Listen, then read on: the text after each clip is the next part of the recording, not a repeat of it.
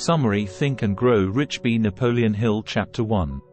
I wish to convey the thought that all achievement, no matter what may be its nature or its purpose, must begin with an intense, burning desire for something definite. Through some strange and powerful principle of mental chemistry, which she has never divulged, nature wraps up in the impulse of strong desire, that something, which recognizes no such word as impossible and accepts no such reality as failure. Truly, thoughts are things, and powerful things at that, when they are mixed with definiteness of purpose, persistence, and burning desire for their translation into riches. Barnes was an ordinary man who wanted to be a business partner of the great Thomas Alva Edison. He may have resembled a tramp, but his thoughts were those of a king. He had a definite desire to become a business associate of Edison. He was working for Mr. Edison and was looking for an opportunity. Mr. Edison just perfected a new office device known at that time as the Edison dictating machine, Ediphone. His salesman was not enthusiastic about the machine. Barnes saw his opportunity. He proposed to Edison to sell the Edison dictating machine and got his chance. Barnes' desire was not a hope. It was not a wish. It was a keen, pulsating desire, which transcended everything else. It was definite.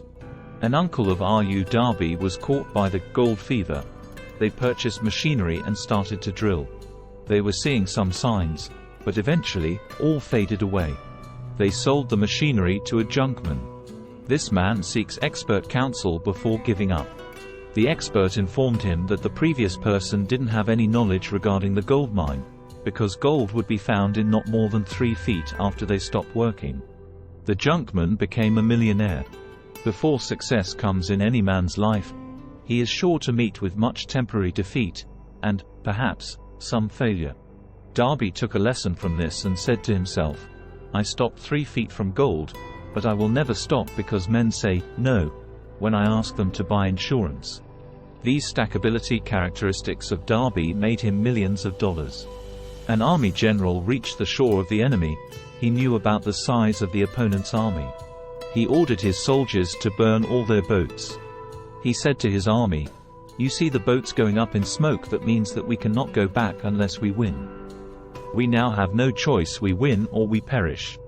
They won. Every human being who reaches the age of understanding the purpose of money wishes for it. Wishing will not bring riches. But desiring riches with a state of mind that becomes an obsession, then planning definite ways and means to acquire riches, and backing those plans with persistence that does not recognize failure, will bring riches. The method by which desire for riches can be transmuted into its financial equivalent consists of 6 definite, practical steps, viz. 1. Fix in your mind the exact amount of money you desire. It is not sufficient merely to say, I want plenty of money. Be definite as to the amount. 2.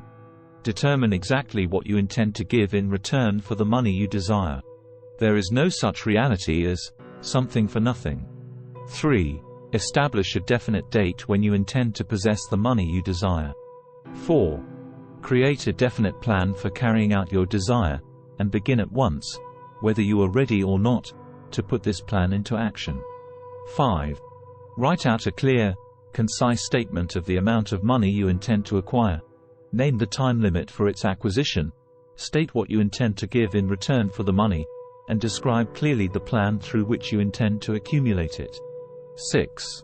Read your statement aloud, twice daily, once just before retiring at night, and once after arising in the morning. As you read, see and feel and believe yourself already in possession of the money. If you cannot see great riches in your imagination, you will not see them in your bank balance. People who are not money conscious will never acquire riches. The mind has to be fully saturated with the idea of money. If the thing you wish to do is right, and you believe in it, go ahead and do it. Put your dream across, and never mind what they say if you meet with temporary defeat, for they, perhaps, do not know that every failure brings with it the seed of an equivalent success. The greatest achievements were at first and for a time, but a dream. The oak sleeps in the acorn, the bird waits in the egg, and in the highest vision of the soul, a waking angel stirs. Dreams are the seeding of reality. Remember, too, that all who succeed in life get off to a bad start, and pass through many heartbreaking struggles before they arrive. The turning point in the lives of those who succeed usually comes at the moment of some crisis, through which they are introduced to their other selves. No one ever is defeated until defeat has been accepted as a reality. There is a difference between wishing for a thing and being ready to receive it. No one is ready for a thing until he believes he can acquire it. The state of mind must be belief, not mere hope or wish. Open-mindedness is essential for belief. Closed minds do not inspire faith, courage, and belief. Remember, no more effort is required to aim high in life, to demand abundance and prosperity than is required to accept misery and poverty. The whole course of things goes to teach us faith. We need only obey. There is guidance for each of us, and by lowly listening, we shall hear the right word. The right word is desire. Our only limitations are those we set up in our own minds.